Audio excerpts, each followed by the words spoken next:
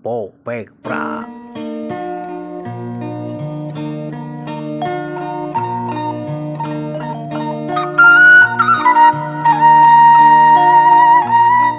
Lembur singkur sisi gunung asri tur endah ngaranna Cileutik.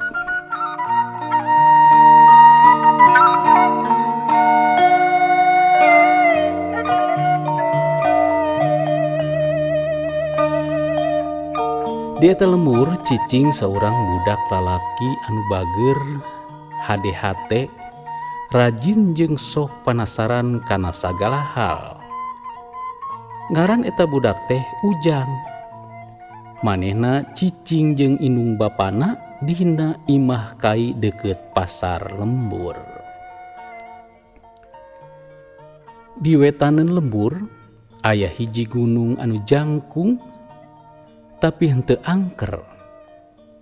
Jalma-jalma di Cileutik sok nyebut eta gunung minangka gunung anu ngagoler. Alatan lamun ditempo ti kajauhan lir ibarat jalma anu keur ngagoler bari nyang hareup ka langit. Eta gunung ngemploh hejo sora manuk jeung cai walungan anu ngamalir ngagenclang herang. Aya hiji parobahan dina sababaraha taun ka tukang. Warga di eta lembur mimiti loba nun waran tangkal pikeun dijadikeun kai bahan wangunan jeung jualeun. Sabagian deui ngolah sisi gunung pikeun dijadikeun lahan anyar. Ngan ukur saeutik moal naon. Gunung teh gede moal ruksak. Lain ngan ukur manehna tapi warga sejen oge mikirna kitu. Ukur sababaraha urang sesepuh jeung barudak sakola nu diajar ngeunaan lingkungan anu sok ngelingan. Ujang salah sahijina. Manehna sok ngomong ka babaturanana, lamun tangkalna loba dituaran tangtu gunung moal boga panghalang lamun hujan gede. Tapi biasana jalma bakal percaya mun geus aya kajadian atawa musibah. Mangsa usum hujan datang, hujan teu eureun-eureun salila 3 poe 3 peuting. Cai ti luhur gunung ngalir, taneuh mimiti beulah, cai walungan di sisi lembur mimiti naik. Nepi ka peuting kaopat, langit poek mongkleng, angin ngagelebug, saura ti gunung ngageleger, lir ibarat gludug. Padahal teu aya kilat.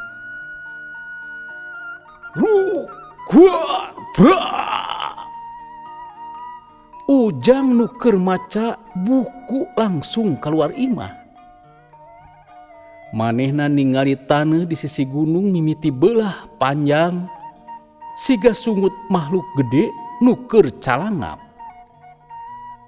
Cai campur letak mimiti turun, tangkal-tangkal ting golosor, batu-batu gede ngagulutuk muruk ka handap. Dina waktu urug mimiti turun, Ujang inget ka salah saurang jalma nu sok panggih unggal jam 4 isuk-isuk. Nyaeta Nini Nok. Kolot anu cicing dijajalaneun ka gunung ngan sababaraha puluh meter tina titik urug. "Mak, Bapak, abdi ka imah Nini Nok heula. Urugna deket pisan ka ditu." Manehna lumpat ti beburanjat, sapatuna asup kana letak, bajuna baseuh. Tapi hatena ukur mikir kumaha carana nyalametkeun Nini Nok. Nepi ka imah panggung Nini Nok, Ujang ngegebrak panto bari narik napas tur ngakurowok. "Nini, Nini, gancang keluar, gunung urung." Nini Nok anu keur di jero imah ngarasa bingung, tapi leungeunna gancang dijewang ku Ujang. Aya naon ieu teh meuni asara reuwas Ujang? Hayu Nini, tong loba tatanya, bahaya tuh gunung na urug. Manehna gagancangan muruk ka sisi jalan, sora urug turun sarta ngababad bagian imah Nini Nok. Nini Nok ngadeg-deg, awak ngagibrig, leungeunna ngageter, tapi manehna nembongkeun seuri ka Ujang. Nuhun Ujang, Nini masih boga umur. Tekung Sidila sora kentongan kadenge di sakuliah kampung, warga ngarumpulkeun senter, tambang jeung pakakas sejen.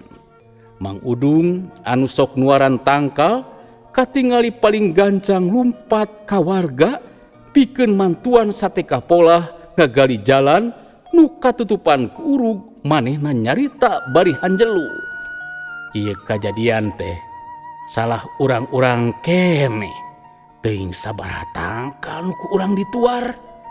Kepala dusun Bapa Sarta nitah warga pikeun nyalametkeun heula jalma sato jeung barang-barang anu penting. Barudak jeung awewe dipindahkeun ka balai desa, sanajan kaayaan anu kacidapi ka hariwangeunana, warga babarengan tur silih kuatkeun. Waktu panon poe mencorong, warga ningali kaayaan lemur sabagian jalanna katutup, sababaraha imah rubuh, tapi taya korban anu maot. Imah bisa dibenerkeun, jalan bisa digali deui, nu penting mah jalma-jalmana salamet. Di balai desa, warga ngayakeun rapat darurat, kepala dusun nyarita. Urang teu hayang kajadian deui siga kieu. Ti ayeuna ulah sangeunahna nuaran tangkal, lain hayang nuar wungkul, tapi kudu daek melakan deui. Ieu Ujang jeung babaturan sakolana langsung nawarkeun diri pikeun program ngahejokeun gunung. Melak tangkal unggal minggu, Mang Udung ngarasa paling salah. Jadi manehna anu paling sumanget melak tangkal. Manehna nyarita, lamun gunung jadi kuat, tangtu lembur oge bakal jadi kuat. Sataun ti harita gunung anu ngagoler laun-laun jadi hejo deui. Tangkal-tangkal anyar tumuwuh, sababaraha sato nu sempet kabur mimiti baralik deui. Cai walungan jadi leuwih herang ngagenclang. Ujang sok cicing di sisi sawah, ningali gunung nu ayeuna leuwih asri. Manehna seuri, inget kana parentah Nini, lamun urang mikanya ka alam, alam oge bakal mikanya ka urang. Lembur celetik hirup deui, masyarakatna leuwih wijaksana, leuwih rukun jeung leuwih ngahargaan alam.